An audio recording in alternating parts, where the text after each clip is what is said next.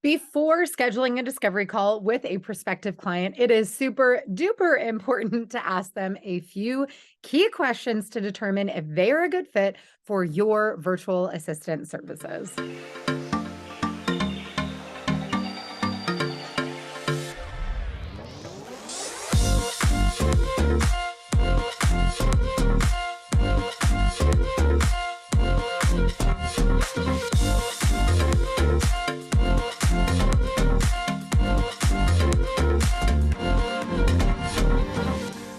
Hey there, I'm Lauren Golden. I am the host of Free Mama TV. If you have been around before, I am so glad you decided to come back. We recently celebrated our 200th episode. Oh my goodness, which means there is so much yummy content here for you to take a look at to help you start, grow, and scale your virtual business. If you are brand new, I'm so excited you're here. You picked a really fun topic to get started on your Free Mama TV journey because today we are talking about the questions that you need to ask as a virtual assistant to your prospective clients before you even take the time to jump on a discovery call. I think this is a really important step that, especially when you're getting going in those early days, it can be really easy to overlook. It's easy to overlook because you're like, Lauren, don't I just need to get on the sales conversation? I don't even know if this person is going to hire me yet. Well, maybe. And when we're new and we really want and need clients, we kind of have this desperate, I'm willing to work with anybody filter thing going on that's not super attractive, and it's not going to protect the long-term health or growth of your business. So instead, what we want to do is something that I call pre-qualifying. The reason that this is important is because you need to protect your time and energy. You need to know in advance, even if you've never worked with a client before, whether or not someone is actually going to be a good fit for you. By doing this and asking a few questions, whether you're conversing in direct messages on social media or LinkedIn, or you're in person with somebody at a networking event, or you are via email, it's such a great strategy to pre-qualify to make sure that before you take the time, 30 minutes, maybe even an hour, to have a conversation about whether or not you're going to be the right fit to work with each other, that you pre-qualify to know if it's even worth the time and energy, both yours and the prospects, to have said sales call. Now, there are a lot of different questions that you can ask to pre-qualify, but there are really three things that you should try to learn. And I'm going to break those three things down, and I'm going to give you some examples.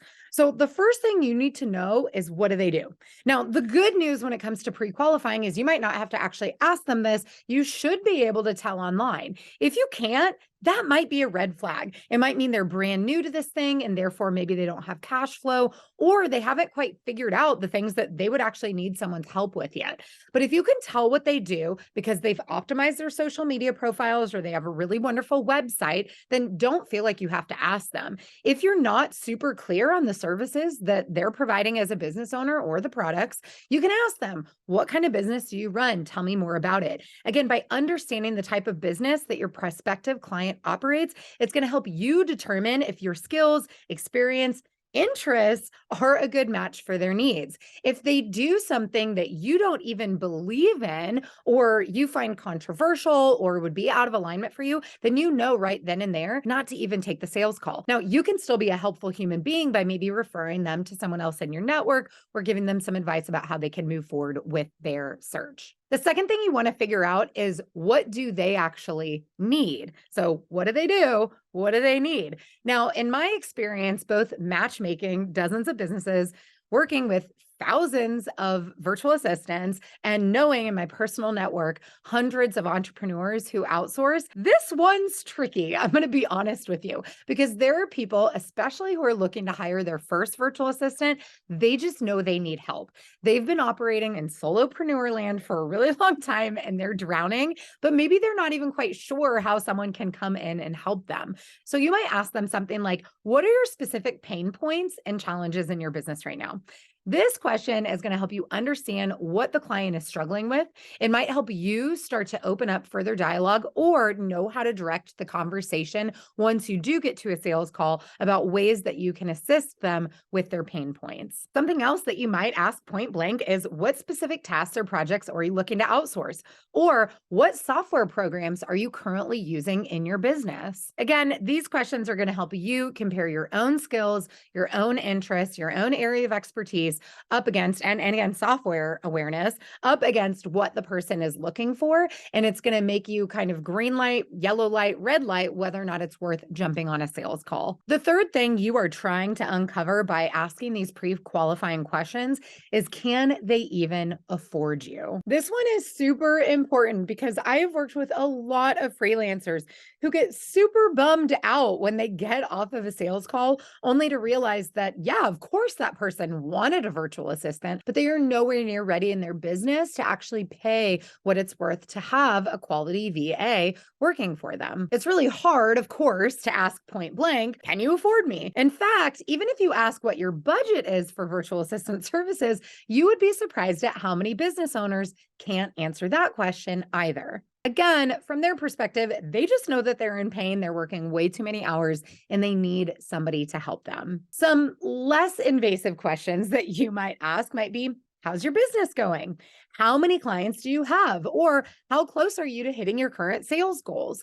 Now, again, these might seem personal, but because they're just going to give you this insight into things are going amazing, or I'm fully booked, it's going to give you some insight into their cash flow to see whether or not an investment in you would even be possible. Another question you might ask is, what's your timeline for starting this project? Or how soon are you looking to get someone hired?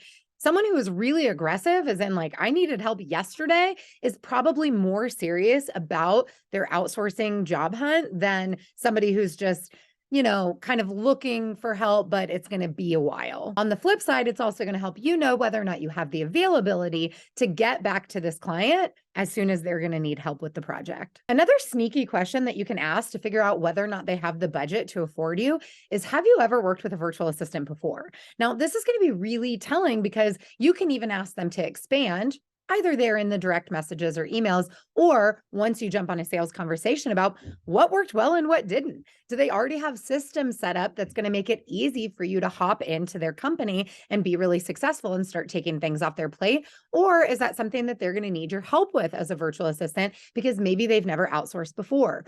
If it's somebody who has had a VA on board and maybe that person just moved on or, ended up specializing in something different and couldn't help them with those admin tasks anymore, it's going to tell you that they're used to this workflow. They're used to having people on their team and they're used to having the cash flow of paying freelancers. On the other hand, I've worked with a lot of entrepreneurs who continue to think that it's the virtual assistant's fault that things aren't working out, and they fail to realize that they're not doing proper onboarding or they're not acting like a real leader. So somebody who says that they've had a VA kind of in a revolving door position, that might also be a red flag not to pursue that sales conversation. By asking these pre-qualifying questions, you are going to be able to determine if a prospective client is worth hopping on a sales call with.